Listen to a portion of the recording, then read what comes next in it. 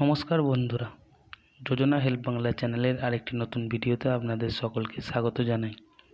আমরা সকলেই জানি 2016 সালে এসএসসি দুর্নীতির কথা। দুর্নীতির মাত্রা এতটাই চরমে পৌঁছে গিয়েছিল যে অযোগ্যদের ভিড়ে যোগ্যতা আলাদা করা মুশকিল হয়ে পড়েছিল। তার জন্য 2016 সালে সমগ্র প্যানেলকে বাতিল করেছিল কলকাতা হাইকোর্ট। কিন্তু রাজ্য সরকার এই নির্দেশ মানেনি। তারা সুপ্রিম কোর্টে মামলা দায়ের করেছিল, যার আগামী শুনানি রয়েছে 16ই জুলাই।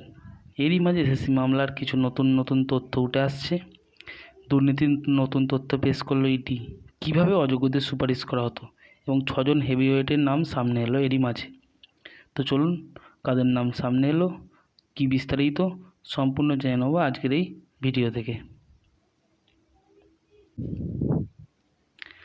টাকার বিনিময়ে চাকরি পেয়ে যেতেন অযোগ্যরা, কিন্তু কিভাবে অযোগ্য প্রার্থীদের নাম স্কুল সার্ভিস কমিশনের প্যানেলের জন্য সুপারিশ করা হতো, নিয়োগপত্রই বা কীভাবে মিলত, এই নিয়ে এবার আদালতে বড় তথ্য ফাঁস করল ইডি।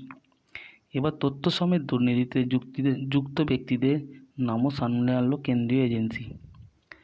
আদালতে ইডির দাবি, ভুয়ো সুপারিশপত্র তৈরি করে এসএসসিতে প্যানেলে মেয়াদ উত্তীর্ণ 183 জন অযোগ্য প্রার্থীকে নিয়োগ করা হয়েছিল।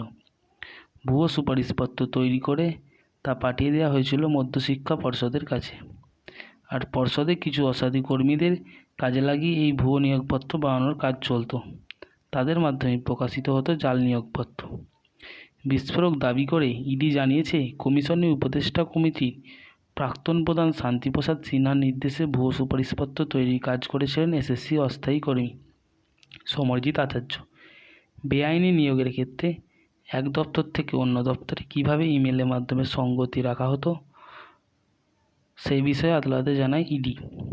ইডি আরও জানায়, মিডলম্যান প্রসন্ন কুমার রায়ের থেকে নিয়োগের সুপারিশগুলো এসেছিল, আর তার হয়ে দুর্নীতির কাজ করতেন প্রদীপ সিং ওরফে ছোটু। ইডির চার্জশিটের নাম রয়েছে এসএসসির অস্থায়ী কর্মী সমরজিতে। আদালতে নিজেদের নথি পেশ করে ইডি জানিয়েছে, প্যানেলের মেয়াদ উত্তীর্ণ হওয়ার পর 183 জন অযোগ্য প্রার্থীর ভুয়ো সুপারিশপত্র প্রিন্ট করিয়েছিলেন সমরজিৎ আচার্য। নিয়োগ দুর্নীতিতে অভিযুক্ত শান্তিপ্রসাদের নির্দেশেই সমস্ত কিছু চালনা করতেন সমরজিৎ। ওই অযোগ্য প্রার্থীর ভুয়ো সুপারিশপত্র প্রিন্ট করিয়ে তার সফট কপি পর্ষদের দপ্তরে পাঠিয়েছিল সমরজিৎ। এরপর সংশ্লিষ্ট দপ্তরই অযোগ্য 183 জনকে ভুয়ো নিয়োগপত্র দেয়। দাবি ইডির, আগেই প্রসন্ন কুমার রায়ের সাথে কমিশনের আধিকারিকদের ঘনিষ্ঠ সম্পর্কের কথা আদালতে জানিয়েছে ইডি।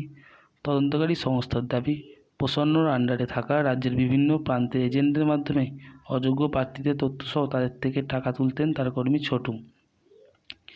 ইতিমধ্যেই কমিশনের অস্থায়ী কর্মী সমরজিৎকে অযোগ্য প্রার্থীদের নাম সুপারিশ করে যে ইমেল ছোটু পাঠিয়েছিল তা ইডি পেয়েছে।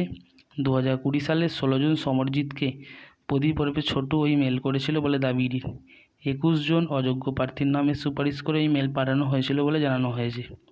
পরবর্তী ধাপে সমরজিৎ সুপারিশপত্র প্রিন্ট করিয়ে পর্ষদের দপ্তরে পাঠালে মধ্যশিক্ষা পর্ষদের প্রাক্তন সভাপতি কল্যাণময় গঙ্গোপাধ্যায়ের নির্দেশে টেকনিক্যাল অফিসার রাজেশ লাইক নিয়োগপত্র প্রিন্ট করাতেন। ইডির আরও দাবি, কোনো সময় সমরজিৎ যে কোনো ফরম্যাটে অযোগ্যদের প্রার্থীদের বিস্তারিত তথ্য পাঠাতে হবে তা ছোটুকে পাঠিয়ে দিতেন। সেই মতো কাজ করতেন ছোটু।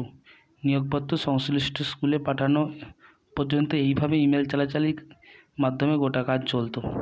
আদালতে ইডি আরও জানিয়েছে, সমরজিৎ অযোগ্য প্রার্থীদের সুপারিশপত্র প্রিন্ট করিয়ে শান্তিপ্রসাদের কাছে পাঠিয়ে দিতেন।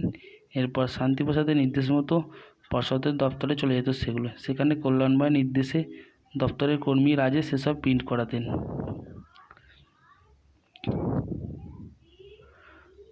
তো বন্ধুরা, এই ছিল আজকের আপডেট। ভিডিওটা যদি ভালো লাগে অবশ্যই চ্যানেলটি সাবস্ক্রাইব করবেন এবং পাশে থাকবেন। ধন্যবাদ।